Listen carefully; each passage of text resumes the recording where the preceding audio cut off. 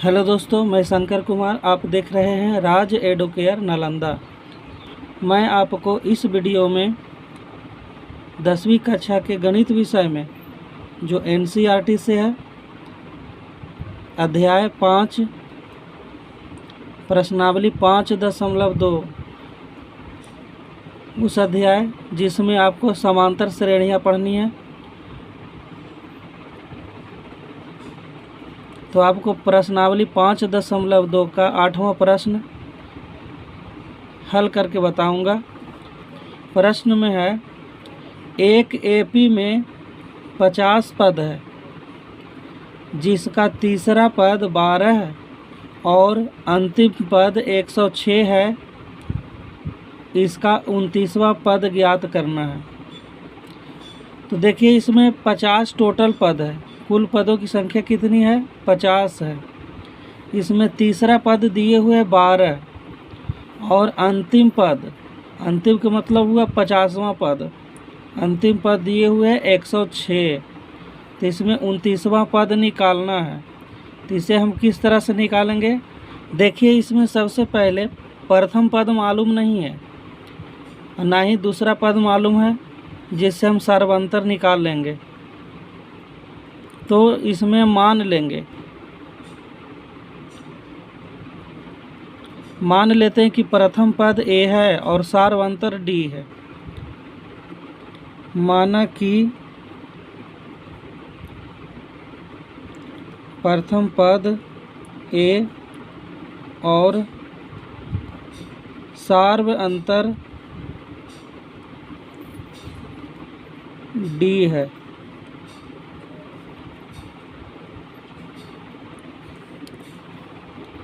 तो देखिए, इसमें तीसरा पद दिए हुए हैं, तो सूत्र के हिसाब से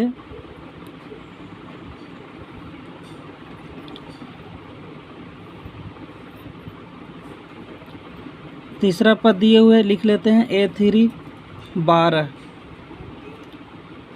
और अंतिम पद दिए हुए, अंतिम पद का मतलब हुआ 50वां पद।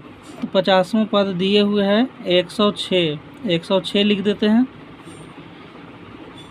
अब हम तीसरा पद के लिए सूत्र लागू करेंगे और 50वां पद के लिए। तो सूत्र यही होता है पदों की संख्या के लिए, n बराबर a plus n-1 into D. तो an के जगह पे तीसरा पद के लिए लिखेंगे। तो इसे हम लिख सकते हैं A3 बराबर a प्लस n के जगह पर 3 माइनस 1 गुने डी। A3 दिए हुए है 12, तो 12 लिख दिए बराबर a प्लस 3 में से 1 घटाएंगे, हो जाएगा 2D। अब इसे हम a को अकेले कर देंगे, इसे हम समीकरण 1 मान लेते हैं। फिर से चलेंगे, n का सूत्र लगाएंगे, n बराबर a plus n-1 into D. 50वां पद दिए हुए 106, तो 50वां पद को निकालेंगे। तो लिखेंगे a 50 बराबर a प्लस n के जगह पे 50 माइनस 1 इंटू डी के जगह पे d रखेंगे, क्योंकि a d तो मालूम नहीं है। a 50 का मान रखेंगे, a 50 दिए हुए, अंतिम पद दिए हुए है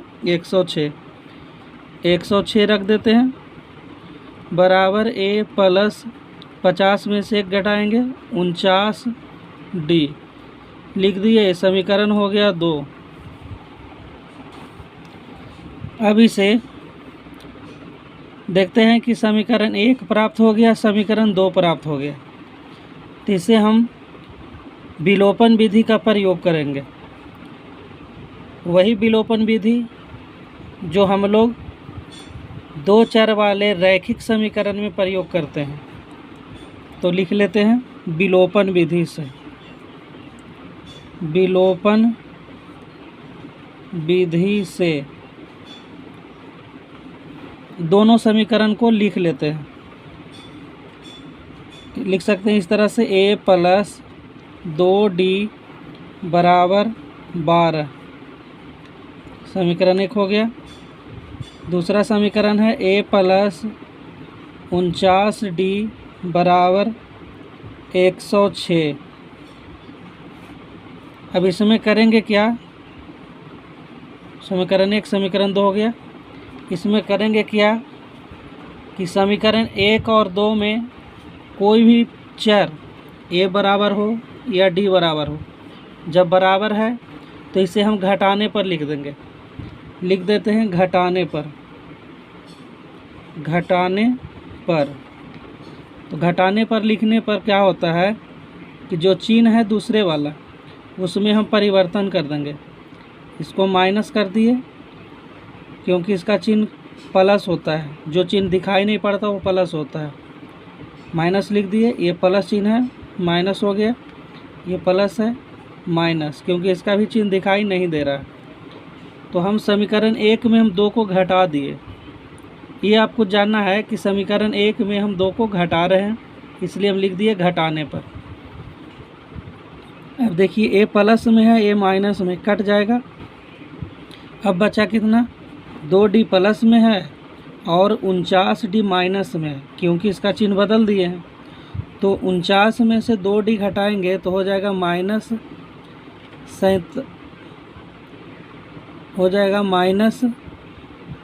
47D। माइनस 47D हो गया बराबर 12 प्लस में है, 106 माइनस में है। 106 का चिन्ह लिखेंगे, जो बड़ा रहता है उसी का चिन्ह होता है।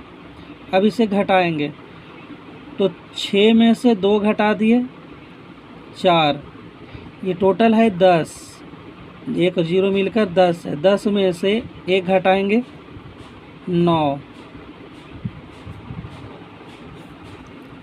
अब देखिए इसे लिख लेते हैं d बराबर माइनस 49, ये 47 जो है माइनस 47 d के साथ गुना में है, तो बराबर के दूसरे साइड ले जाएंगे, भाग में हो जाएगा, तो माइनस हो गया 47। इसे हम काटेंगे तो 2 बार में कटेगा। तो देखिए निकल कर के d का मान आ गया, d का मान निकल कर आ गया 2। तो d का मान समीकरण कोई में भी रख सकते हैं, प्रतिस्थापन विधि नहीं है कि कोई एक ही में रखेंगे, किसी भी समीकरण में हम मान रख सकते हैं। चलिए हम रख देते हैं 1 में रखेंगे, समीकरण 1 में रखेंगे। समीकरण 1 जो दिया हुआ है a प्लस